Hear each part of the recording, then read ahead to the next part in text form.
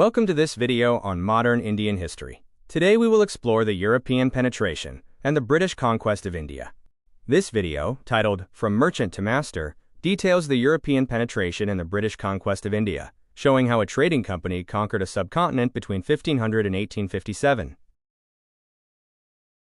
For centuries, the India trade was controlled by Arab and Italian merchants. The discovery of a direct sea route around Africa by Vasco da Gama in 1498 shattered this, opening a direct path for Europeans to access India's wealth and reap enormous profits.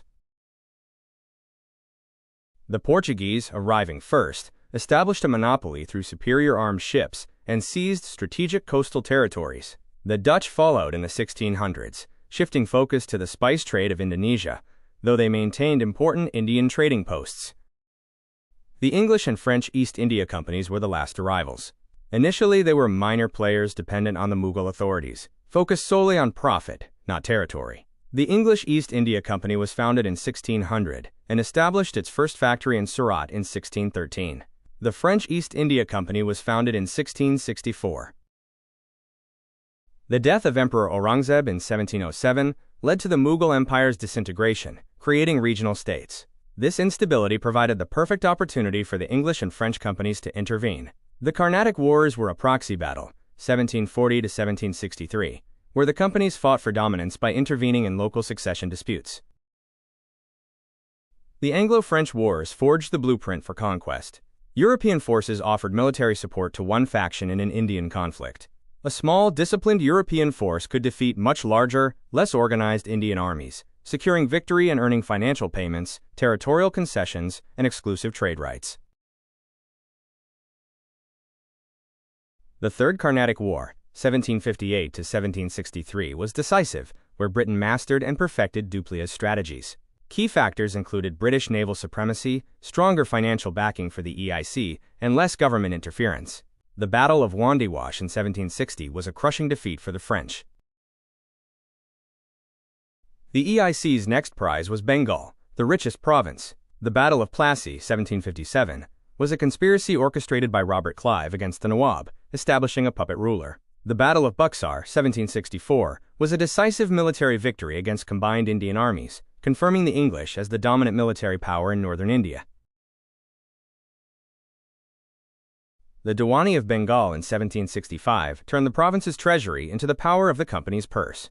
The spoils of victory funded a large, modern army and created a self-financing trade, allowing the EIC to buy Indian goods with Indian revenue, ending the need to import bullion.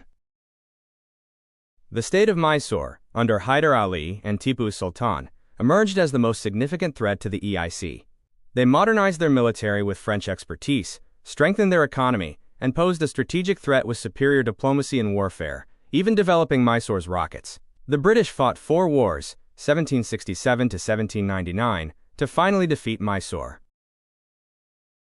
The Marathas were the final major rival. However, their empire was a loose confederacy with internal jealousies, which the British exploited over 3 wars, 1775 to 1819.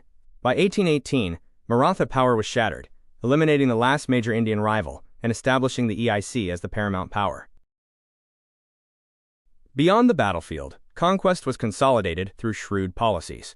The subsidiary alliance, perfected by Lord Wellesley, compelled rulers to accept a permanent British force and pay a subsidy, leading to a loss of independence.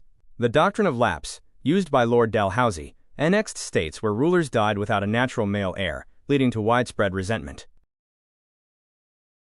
British success rested on several advantages: superior military and discipline with better arms and training, stable and visionary leadership with a consistent policy, and a strong economic and political foundation provided by EIC's financial power and British national will.